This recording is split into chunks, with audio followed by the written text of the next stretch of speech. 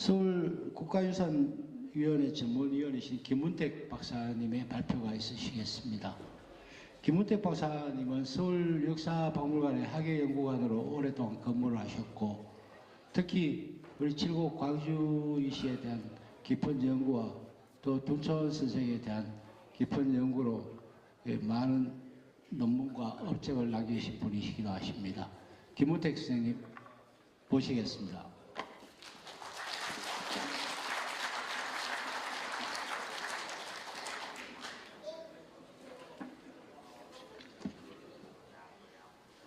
여보세요? 네, 김문택입니다. 안녕하십니까?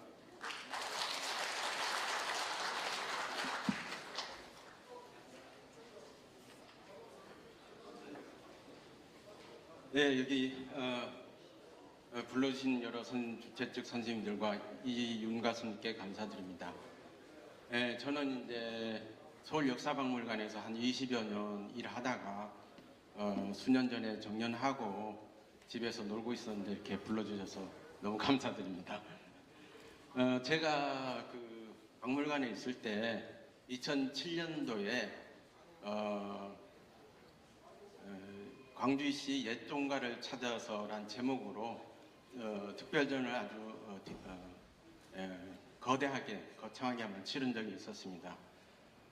뭐 그런 인연도 있고, 제가 또 이 광주시 문중에 관한 논문을 한 3편 정도 쓴 적이 있었습니다. 아마 그런 인연으로 저를 불러드린 것 같습니다. 저는 이제 역사를 하는 사람이기 때문에 앞 선생님은 이제 시에 대해서 아주 재밌게 설명을 하셨는데, 저는 이제 둔촌 선생과 둔촌 선생의 아들인 이지직, 그리고 이제 조선 정기 광주이시 문중에 대해서 말씀을 드리겠습니다.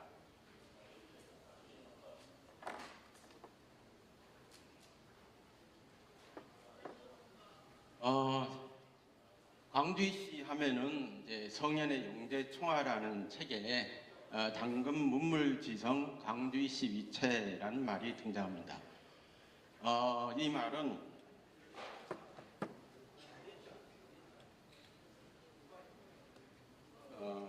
지금 문물의 가장 성한 집은 광주이시가 최고이다 라고 이제 이 성현이 말을 했는데, 이 말이 나온 것은 바로 이제 둔촌 이집 그리고 이지직 그 아랫대 자손들이 그야말로 엄청난 영광을 이뤘기 때문에 이런 말을 하지 않을 수가 없었던 것 같습니다.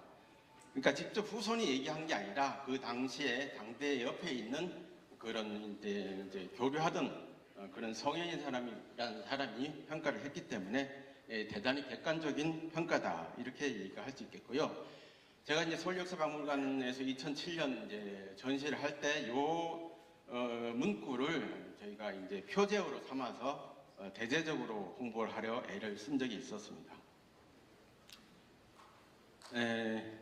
그리고 이제 둔촌 선생의 아들이 이지직인데, 이 지직을 기준으로 해서 이 선생님을 기준해서 삼자팔손 구문가라는 말이 있습니다. 이것도 이제 기년평고라는 그런 이제 사료에 등장하는 말입니다. 거기 보면은 이제 아들 셋, 장손, 인손, 예손. 장사는 이제 맞이니까 장손이고, 그 다음 어지린자 써서 예손. 그 다음은 이제 예돌이자 써서 예손. 이렇게 아들 셋, 그리고 손자 8. 극규, 극배, 극감, 극증, 극동, 극균, 극기, 그리고 극견. 바로 이제 자통내공이죠. 이분들이 상당히 다 급제를 하고 고관직에 올랐기 때문에 이런 이름이 붙은 것입니다. 그런데 이제 아까도 이제 뭐 모군 이색이다, 뭐 정도전이다 이런 분들이 언급되곤 했는데, 당시에 이제 소위 산문이라고 하는 모군 이색, 정몽주, 이숭이 이런 분들은 산문 이분들도 은거를 했는데, 이분들은 이제 고려가 멸망할 때쯤 은거를 하셨고, 둔촌 선생 이분들보다 한 10여 년 정도 먼저 은거를 하셨습니다. 바로 그것은 당시 뭐 외구의 침입도 많고, 또 이제 그 우왕대 어떤 창왕 우왕대에 상당히 이제 정치적으로 혼란했기 때문에, 이때 둔촌 선생이 선택한 것은 정치적으로 나아갈 것이냐 물러갈 것이냐, 그 중에서 물러가는 것을 선택을 했고, 바로 이 응가하는 선택을 한 것은 결국 아들, 손자 때의 엄청난 영광으로 돌아왔다. 이렇게 저는 얘기를 하고 있습니다.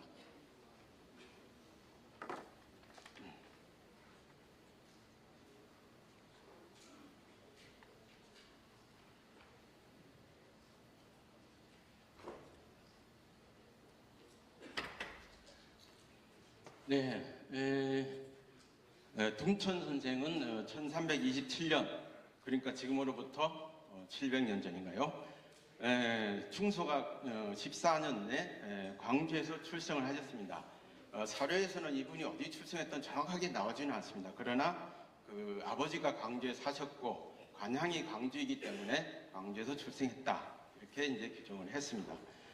그리고 이제 21세 때 진사시 합격을 하셨고 29세에 문과에 급제하고 영주라고 지금의 천안의 수령으로 관직 생활을 시작하셨습니다. 그런데 이제 그 당시 아까도 말씀드린 고려 말의 상황이라서 정치적으로 상당히 혼란한 시기였고 그 관직 생활하던 중 42세 때인 공민왕 17년에는 당시 이제 뭐 국사책에도 안 좋은 그런 승려로 나오는데요. 신돈이라는 사람을 논박한 일로 재판사라는 사람이 제가 이제 원고에 넣어서 드렸는데요. 재판사라는 사람이 이 둔전 선생을 해치려 했기 때문에 그 아버지를 얻고 멀리 문경세제를 건너서 영천까지 피실한 일이 있었습니다. 그리고 영천에서 이제 3년 하고 한 뭐 2, 3개월 계셨는데 그때 이제 아버지가 영천에서 돌아가셨어요. 그래서 아버지를 영천 땅에 모시고 했기 때문에 지금까지도 광주시 시조 당자 되시는 분의 묘소는 영천에 있습니다. 그리고 이제 이 1371년 45 때는 신돈이 축출되자 개성으로 다시 돌아오셨습니다. 이때 이름을 이제 아까 이제 전에 선생님도 말씀하셨습니다만 원령에서 집으로 옳은 것을 모은다라는 뜻으로 이름을 고쳤습니다. 그리고 그를 둔촌 향촌에 응거하겠다. 이 둔촌 자를 호연 맹자에 나오는 호연지기를 따서 호연이라고 했습니다. 이미 이제 그 사료상으로 한 1380년에 응거를 하신 걸로 이렇게 이제 알고 있는데 아마 이미 이때부터 이제 1371년에 나는 시골로 가겠다라고 아마 작정을 하신 걸로 생각이 됩니다. 그러다가 이제 1374년 48세에 판정교 시사를 하셨습니다. 판정교 시사를 하셨는데 이 경우는 이제 고려 때 관직책이라서 좀 어려운데요. 전교시에 판사를 하신 겁니다. 그래서 전교시라는 것은 이제 뭐 전적이나 이런 것들을 이제 관할하는 기구인데 전교시에 판사를 하십니다. 그래서 판전교시사 이렇게 읽을 수가 있겠습니다. 그러니까 고려 때부터 이제 조선 초기의 관직제가 이런 식입니다. 이런 식이 많습니다. 그러니까 제가 이제 근무했던 그 서울대 한성부라고 하는데 나중에는 한성부 판유이라고 했는데 조선 초기에는 한성부사 이렇게 불렀거든요. 그래서 이때 이제 관직제가 좀 어렵다 이런 말씀을 드리고요.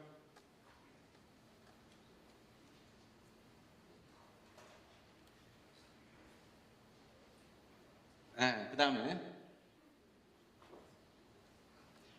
54세인 우왕 6년에 1380년에 이제 여주에 응거를 하시고 그때 이제 60세까지 사시다가 61세 되는 해에 이제 환갑되는 해에 천령이라는 곳에서 지금 여주의 이제 쪽인데요. 거기서 돌아가셨습니다. 그래서 이제 그 돌아가신 근처에 광주 세천문 대원이라는 것이 조선시대 기준이고요. 현재 기준으로는 성남시 하대원 등에 장사 지내셨습니다.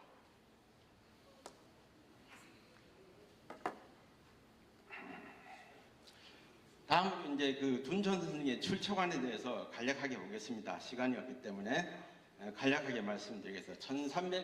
1360년에서 1380년대는 중국 원명 교체기입니다.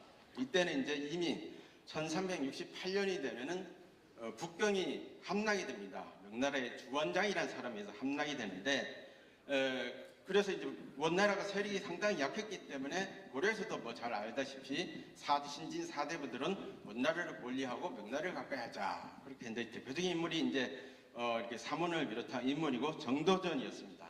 그 당시에 이제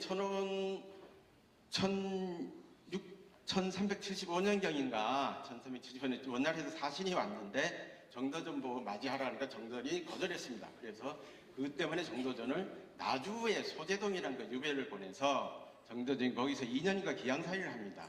그때 이제 정도전수는 그 아주 촌에 이제 촌로들하고 있으면서 당시 많은 것을 배웠다라는 그런 일화가 있습니다.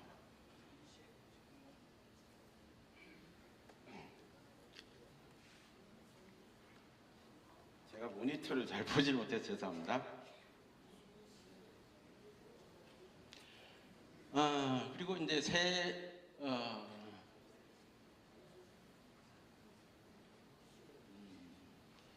그리고 이제 공민왕대하고 우왕대가 국내 혼란이 있고 아까도 말씀드린 외국의 침이 있고 신동이 비행이 있고 뭐 이럴 때 1374년에 공민왕이 시해되고 우왕이 10세의 나이로 10세로 등극을 합니다. 상당히 좀 무능하고 나이도 한 20살 되었을 때도 이렇게 제대로 정치를 못했다고 합니다. 그래서 이제 우왕이 1388년까지 통치를 하는데 이 1388년이 바로 위화도 해군하는 그 해입니다. 이성계가 위화도에서 해군에서 우왕을 몰아내고 창을 세우고 1년 만에 다시 공양을 세웠다가 1392년에 나라를 뒤바뀌어 버립니다. 바로 그런 뭐 시대라는 것을 이제 말씀드리고요. 그래서 이제 운둔을 작정해서 광주에 이제 둔촌으로 여주 천릉등지로 운거를 하고 당시 이제 아까도 전에도 교수님 아까 얘기했습니다만 이색, 정몽주, 이승인 등 삼가 현실 정치에 삼과 교류를 했는데 이분들은 이제 현실 정치에 참여를 하고 나중에 응거를 하지만은 둔촌 선생은 이분들보다 먼저 응거를 했다라는 게 이제 제가 드리는 말씀입니다. 그리고 뭐 엄숙하고 굳센 기운으로 호연의 뜻을 펼지 못하셨다. 이 세 분 중에 아까도 이제 얘기 나왔습니다. 이색하고 이 둔촌 선생하고 나이가 비슷합니다. 둔촌 선생보다 이색 이분이 한 살이 더 적습니다. 그래서 굉장히 친하게 지냈던 것으로 추정이 됩니다. 그래서 이제 아까 제가 이제 응거를 했다 그랬는데 응거를 하면서 세 아들에게 이제 훗날을 기약하게 합니다. 이름을 지어주는데 지직, 지강, 지유, 발음, 강함, 유함 이런 이제 세 가지를 갖다가 어떻게 또 형제가 셋이었습니다. 묘하게. 그리고 이제 자를 각각 백평, 중잠, 숙명 이렇게 지었습니다. 그러니까 백중숙계 뭐 이런 말 있지 않습니까? 첫째, 둘째, 셋째, 넷째. 근데 여기는 이제 숙이 이제 막내가 됩니다. 그래서 백평, 중잠, 숙명. 그래서 이런 이름과 자를 어떻게 졌느냐 제가 이제 자세히 살펴봤는데 서경의 홍범표에 보면 삼덕이라고 있습니다. 정직, 강극, 유구. 그다음에 평강, 정직, 침잠, 강극, 고명, 유극이란 말이 있는데 이 정직에서 지직이란 이름을 따오고 강극에서 지강을 따오고 유극에서 지우를 따왔습니다. 상당히 이름을 잘 지으신 것 같아요. 그 다음에 이제 이 세 가지 삼덕을 소개하면서 평강정직, 침장, 강극, 고명, 유구 이렇게 이제 이런 이제 용어가 있는데 여기에서 이제 자를 따왔거든요. 그래서 평온한 사람은 정직해야 하고 침잠, 고요한 사람은 강함으로 이겨야 하고 고명, 높고 명명한 사람은 부드러움으로 이겨야 된다. 이런 말이 이제 시경에 있는데 이 문구를 가지고 백평, 중잠, 숙명이라는 자를 땄습니다. 그러니까 이름도 기가 막히고 자는 더 기가 막히게 지으신 것 같습니다. 아마 이 세 사람이 출세를 하라라는 뜻으로 지어주셨는데 정말 이름대로 세 분 다 모두 출사를 하고 가문의 영광을 그야말로 가져오게 된 것 같습니다. 이제 아까도 나왔습니다만 이색과 하륜이 이제 평가가 있습니다. 호연, 지용, 우웅이라 그래서 호연하고 뜻이 웅대하고 재주 또한 웅대하다. 노이 시지시 불용. 나이 들어서도 비로소 때가 용납되지 않음을 알고 휴지 부하 장보금 부녀와 아동을 데리고 오래도록 공부해서도 고담 비에 제거공 고담 준론으로 묻 여러 높은 사람들을 흘겨보았다. 뭐 이렇게 아주 그 강직함을 잘 표현을 했습니다. 그리고 이제 하륜 선생도 둔촌 선생을 만났는데 그 용모는 엄숙하고 구수였으며 기색은 충만하고 빼어났고 언사는 옥이 부딪히는 듯하면서 매우 유창하여 내 마음이 귀하였다. 이제 하륜 선생하고는 나이가 10살 차이나 아니 20살 차이 나네요. 20살 차이 나니까 거의 뭐 제자뻘이 아닌가 싶습니다. 이렇게 둔촌 선생을 소개하면서 또 이제 둔촌 선생 묘에 아마 또 답사할 기회가 있지 않겠습니까? 그래서 이제 묘를 소개했는데 하겠습니다.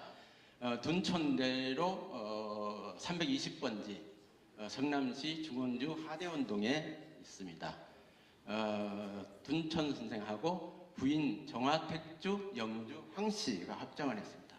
정화택주는 참 생소한 명칭인데요. 아주 택주는 아주 귀족의 기부인이라는 뜻인 것 같고 영주 황씨는 당시에는 상당히 세도가 있는 성씨였던 것 같은데 지금은 거의 사라진 것 같습니다. 그렇게 해서 이제 묘소를 안장하고 묘표를 설치했는데 거기 묘표에다가 둔촌 선생 20 집지묘 정화택주 영주 황씨 부장 이렇게 이제 묘 앞면에 두 줄로 이렇게 써 있고 뒤에는 이제 쓰인 건 음기라고 하는데 주로 이제 둔촌성의 일생에 대해서 이렇게 많이 쓰곤 합니다. 이거는 이제 이휴징이라는 사람이 성주 묵사라 했던 분이 작성을 했고 1993년 성남시 향토유적 2호로 지정이 된 바. 있다가 2008년 경기도 기념물로 이제 승격돼서 지정이 됐습니다. 그 향토유적이란 건 그야말로 지방자치단에서 알아서 하는 거고 광역자치단체의 문화재로 등극이 돼야만 사실상 문화재청 지금 국가유전청에서 관리를 합니다. 그러니까 향토유적은 그야말로 지방자치대에서 하는 거기 때문에 이게 뭐 법적인 효력이 없다고나 할까요? 뭐 하여튼 그런 측면이 있어서 향토유적보다 경기도 기념은 차원이 다른 문화재다 이렇게 말씀을 드려봅니다. 여기가 이제 그 둔촌 이집 선생 묘이고 그 옆에는 이제 둔촌 이집 선생 묘와는 조금 다른 건데 제가 이제 그 욕심이 나서 소개를 한 겁니다. 옆에 있는 탁보는 둔촌 이 선생 희집 조두국이라고 했는데 조두는 제사를 지내다. 제사를 지낸 옛 땅이다. 여기는 어디냐면 바로 서울 암사동에 있는 구암서원 터입니다. 지금 여기에 이제 1872년에 흥선대원군이 전국적으로 서원 회초를 하면서 이 구암색도 허물어 버렸는데요. 그래서 이제 그 구인들이 그 선생의 족지가 무너지는 것을 안타까워해서 그 자치, 그 터를 보존하는 취지에서 유허비를 세웠는데 그 유허비가 지금까지 있습니다. 이제 가보기는 상당히 어려운데요. 지금까지 있고 요거는 그 유허비의 탁본입니다. 그리고 이제 잘 아시리라고 생각하는데 둔촌 선생과 최사관 이야기 아까 부친을 등에 업고 신돈의 화를 피하러 세대를 넘어 지영춘의 친구 최상관을 찾아갔다. 그런데 이제 그날 최고원 잔치가 있어서 사람들이 많이 모였는데 일부러 쫓아내고 사방에 불까지 질러버리고 버렸죠. 그런 다음에 이제 최고원 나중에 이제 숲에 들어가서 쉬고 있었는데 나중에 사람들이 다 돌아간 다음에 최사관 공인 찾아와서 그를 둔촌 선생을 자기네 집으로 데리고 와서 모시면서 낮에는 다락 위에 거차고 밤에는 규중에서 자게 하였다라고 하셨습니다. 그런데 이제 부인한테도 말 안 하고 그 여종한테도 말하는데 알아버렸어요. 그런데 이제 부인은 스스로 혀를 깨물어 자결 하려 하였고 여종 대위는 그야말로 자결을 했습니다. 뭐 이런 사연이 있는데요.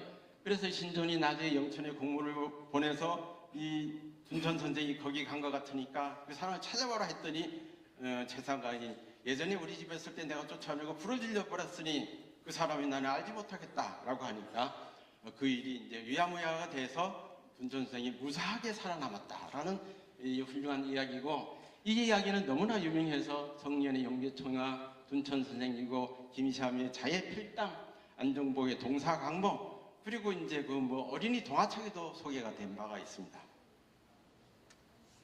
여기는 이제 아까 얘기한 영천의 이당 광주시 시절로 보시는 그분의 묘소입니다. 굉장히 잘 조성이 되었고 굉장히 넓은 영역에 안장이 되어 있습니다. 제가 2007년도에 여기 가서 제사 지내는 시제 지내는 모습을 촬영했었는데요. 제가 뭐 촬영 기사, 순회 기사 다 데리고 가서 촬영했는데요. 그 당시 2007년도에 여기에 참석한 사람이 850명 정도였다고 합니다. 그러니까 어마어마하게 모든 사람이, 많은 사람들이 참여해서 저희 박물관에 같이 갔던 식구들이 대단히 놀라고 그랬습니다. 그리고 무려 그 당시에 전국에서 많은 시외버스들이 많이 동원이 되고 관광버스가 많이 동원이 되고 심지어는 거기 장터가 열리는 그런 모양까지 보이기도 했습니다.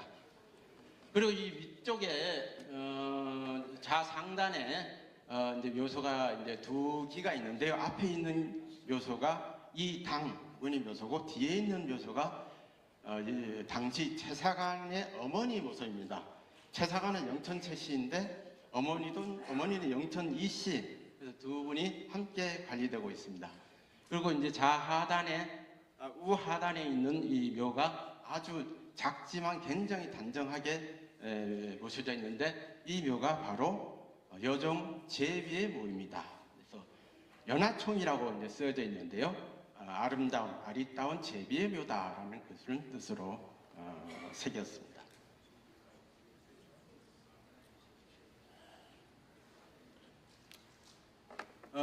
다음은 둔촌동.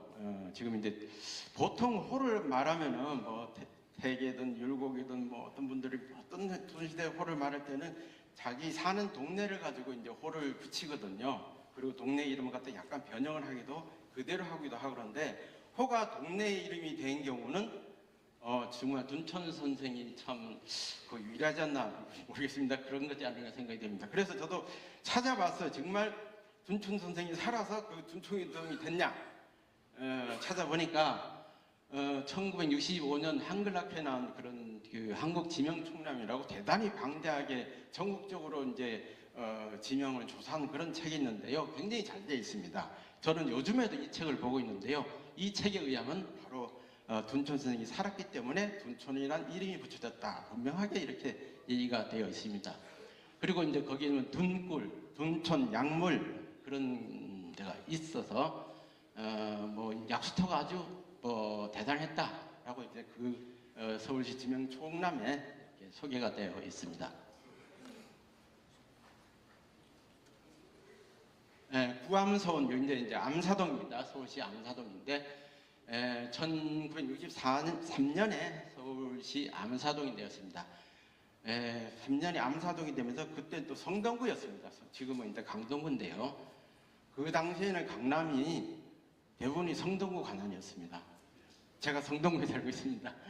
근데 1667년에 암사의 강변에 사묘를 설치하고 사당 같은 걸 설치하고 뭐 이양중 이런 분들을 모시고 구암이라고 이름을 하고자 했는지, 하여튼 구암이라고 사역에 대해서 서원으로서의 어떤 지방교육의 일익을 담당했다, 이렇게 설명이 됩니다. 아까도 말씀드리면 1872년에 흥선대원군이 전국적으로 서원 철폐를 내치면서 47개 서원만을 남기고 모두 다 철거하는 그런 대단한, 글쎄요, 잘했는지 잘못하셨는지 대단한 일을 했습니다. 그 당시 서원과 사후가 합쳐서 전국에 한 1000여 개가 됐었습니다. 그걸 1000여 개를 거의 사실상 다 폐쇄시키고 문을 닫고 철거를 하고 한 바람에 여기 이제 구암서원도 벗어나지 못하고 철거가 되고, 아까 말씀했던 유허비가 거기에 세워져서 오늘에 이르고 있습니다. 그 다음에 이제 그 탄천 이지직, 바로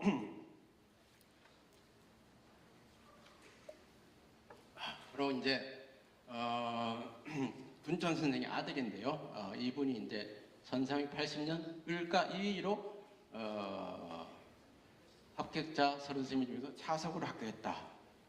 을가 2등이면 3등, 4등이 돼야 되는데, 그래서 제가 찾아봤더니 당시에는 갑과가 없이 을과 병과만 뽑았더라고요. 보통 조선시대 이제 과거 학자를 뽑으면은 갑과 3인, 을과 7인, 나머지는 병과 이렇게 뽑는데, 여말에는 고려 말에는 갑과가 없이 을과 병과를 뽑는 경우가 꽤 있었습니다. 그래서 을과 2위인데 당시 차석 대단히 좋은 성적으로 합격을 하셨습니다.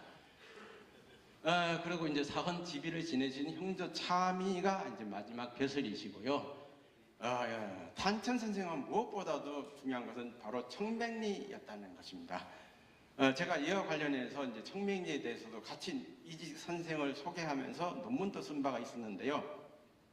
보통 청백리라면 제가 이제 발표는 조금 잘못 쓴 것 같아. 녹혼되다, 녹선이 되다, 뭐 이렇게 얘기를 하는데, 아직도 이제 많은 사람들이 청백리면 이제 뭐 국가에서 어떤 자격이나 어떤 뭐 상이나 그런 영광을 인증해주는 그런 거 아닌가, 그런 생각하는 사람들이 많고, 제가 여기 오기 전에 AI에도 물어보니까 그렇게 나오더라고요. 근데 그거는 사실이 아니고, 이 청백리는 어떤 누가 부여하는 게 아닙니다. 국왕이 부여하는 것도 아니고, 당시 사람들이 존경을 해가지고 이분들을 인구에 해자되고, 저분은 정말 청백한 분이시다라고 그 백성들로부터 나머지 여러 사람들로부터 평가를 받았을 때 나중에 사관이라든지 뭐 자료를 기록하는 사람들이 기록을 하게 됩니다. 그러니까 이 탄천 선생도 처음으로 청백리라는 기록이 처음 나온 게 제가 찾아보니까 승정일기 1660년에 처음 나옵니다. 그 뒤로 이제 정복민원부고 청성고 정거장 이렇게 나옵니다. 그래서 이 청백리가 지금까지 몇 명인지는 정하지 않을 수도 있습니다. 다만 이제 찾아보니까 이제 중고 문은 비고라는 데는 111명이 등재가 됐고, 전고되면 218명이 등재됐습니다. 그러니까 218명인 것이에요, 지금까지. 근데 이제 그게 이제 기록이 자꾸 찾으면서 청백리라는 인원수가 증가되는 그런 이제 결과가 낳게 됩니다.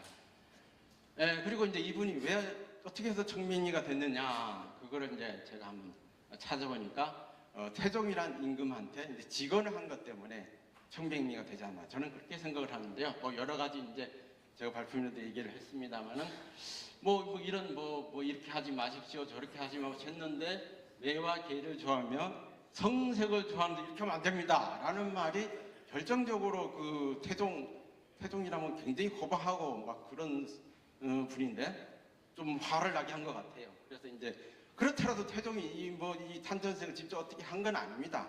그런데 이제 나중에 이제 이 주변에 있는 그 간신들이 공격을 해가지고 이제 관직에서 쫓겨나기도 하고 다시 또 올라가기도 했었습니다. 네. 그리고 이제 그 아들을 손자 8명이 모두 문과를 했다라는 말이 이제 기년평고라는 사료에 등장을 했다라고 제가 아까 말씀드렸습니다.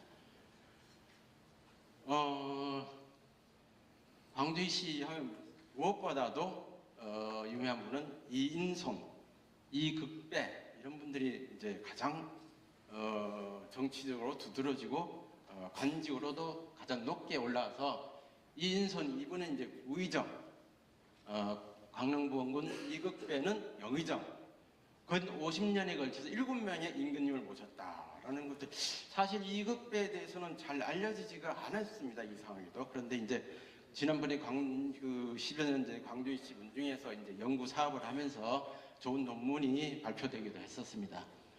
그리고 이제 마지막에 이 나이는 이제 제일 적은지 어쩐지 모르겠는데, 이제 족보 이제 차순으로 가려는 아래쪽에 이제 이 극견인데, 바로 이제 여기 칠곡 이분들의 후손이 선조가 되는 이 극견 자통례공이죠.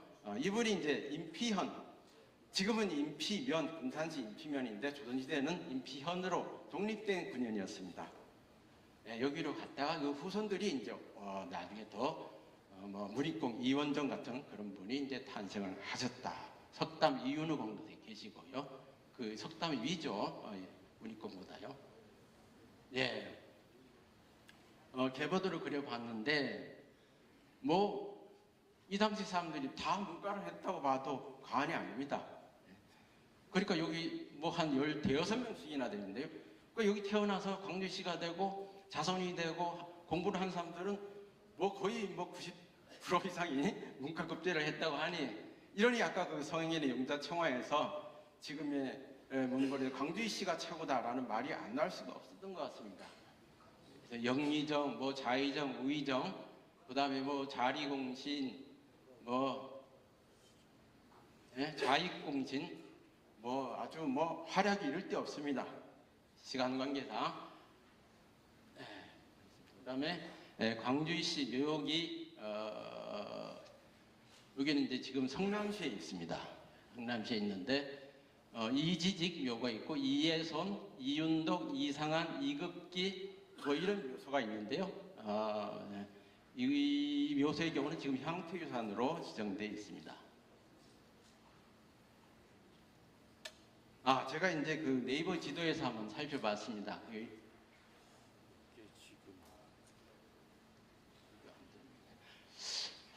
죄송한데 이게 지금 안 되는데 파워포인트가 안 되는데요. 지도에다가 제가 표시를 했는데요. 그 좌하단에 보시면은 둔천 이진묘역과 이윤덕 묘가 있습니다. 그리고 좌상단에 이지직 묘가 있습니다. 그리고 약간 오른쪽으로 와서 이예손 묘가 있고, 그 다음에 이제 우하단 쪽에 이급기 묘가 있고, 그 다음에 아래쪽에 둔천 이진 묘역 약간 오른쪽에 이상한 묘가 있습니다. 그러니까 이 5군데 묘역이 뭐 사방으로 흩어져 있다라고 이렇게 지도상으로는 보이는데요. 근데 사실상 흩어진 게 아니라 요 일대가 한 영역이었는데 도시 개발이 되면서 흩어진 것처럼 보이는 그런 이제 결과를 낳았던 것 같습니다. 아마도 제 생각에는 뭐 확인은 못했습니다. 요 일대가 다 광주시 문중의 땅이 아니었나 이렇게 생각이 됩니다. 그래서 답사를 하려면은 상당히 좀 가까이 있으니까 쉬울 수도 있는데 찾기가 어려울 수도 있다라는 말씀드립니다.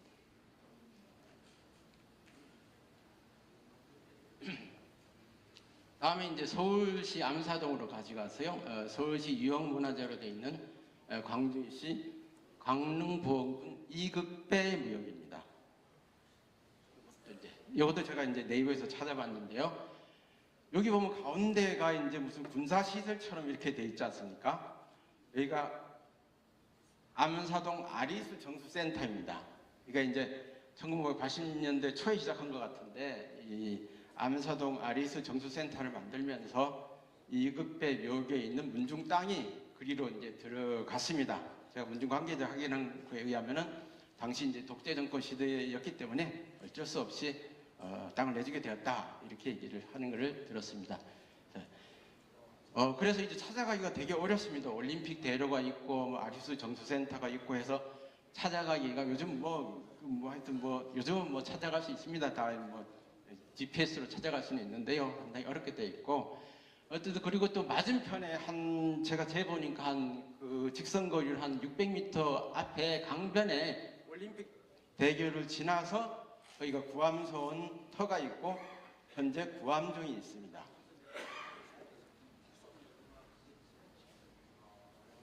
이극변 전쟁 묘소 1화. 이거는 이제 사료에는 아직 제가 잘 못 찾았고요. 후손들한테 들려오는 그런 이제 일화로서 이극변이 이제 갑자사화 때문에 화를 피하기 위해서 인피언으로 이제 피신을 했는데 거기서 이제 돌아가셨는데 그 땅이 매우 좋아서 나중에 후손들이 성공했더라. 뭐 이 과학적인 건 아닙니다. 하여튼 뭐 문중에서 이렇게 생각을 하는 일화가 전해 내려오고 있습니다. 다음은 이제 뒤에 또 선생님이 계시기 때문에 끝내겠습니다. 둔천 자병이라는 게 이제 가능이 됐습니다. 마지막쯤요. 통상 둔천 자병이 제가 논문 쓰기 전에는 6번 가능이 됐다 이렇게 했는데 제가 더 찾아가지고 9번이다 이렇게 해서 논문을 쓴 바가 있습니다. 그 전국적으로 뭐 공주를 비롯해서 평안도, 경상도, 전라도 뭐 전국적으로 이렇게 그 문중에 계신 분들이 간행 작업을 하다 보니까 어떤 경우는 모르는 경우가 있었습니다. 그래서 아마 앞에 이제 간행된 사실을 잘 놓치는 경우도 있었습니다.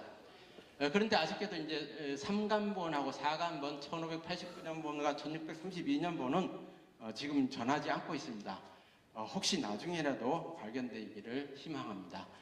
그리고 이제 처음 간행된 1410년본은 지금 이제 보물로 지정이 되어 있는데요. 제가 여기 보면 항상 구자를 써놓습니다. 문화재 번호에 항상 제가 구자를 썼는데, 왜냐하면 2010년 이후로 문화재 번호가 다 없어져 버렸습니다. 그 당시에 제가 안타까운 일인데요. 문화재청에서는 이게 뭐 문화재가 이제 등급별로 나눠주는 거는 차별을 준다는 거 무슨 의미가 있냐. 그래서 코스를 빼가지고 다 빼버렸는데, 이건 저는 정말 잘못한 것이라고 제가 문화청 관계자한테도 얘기를 했었는데요. 이 홀을 빼고 나니까 뭐 구분이 잘 안 되고 찾기도 힘들고 굉장히 좀 권위도 떨어지고 좀 어려운 점이 있습니다. 그 당시에 이제 뭐 그런 얘기가 있었는데, 제가 생각에는 아마 일제 잔재다 하는 것 때문에 없애지 않았나 그런 생각이 들고요. 지금 이 둔촌 자병 그리고 또 둔촌 선생 유고는 현재 여러 군데 뭐 한국학 중앙연구원, 서울대학교 규장관, 그리고 서울역사박물관도 하나 있습니다. 일본에도 있고 미국 버클리 대학교도 있습니다. 그래서 이게 요즘 전산화가 되다 보니까 전에 몰랐던 데가 더 나오더라고요. 그래서 제가 전에 2006년경인가 논문 쓸 때 놓쳤던 그런 데를 또 찾아서 약간 넣기도 했습니다. 그래서 어쨌든 이 보물로 지정이 돼서 후손들한테 둔촌 선생의 시를 이렇게 전하고 있다는 데에서 상당히 좋은 일이라고, 훌륭한 일이라고 저는 평가를 하고 싶습니다. 감사합니다. 김은택 교수님 훌륭한 발표 감사합니다.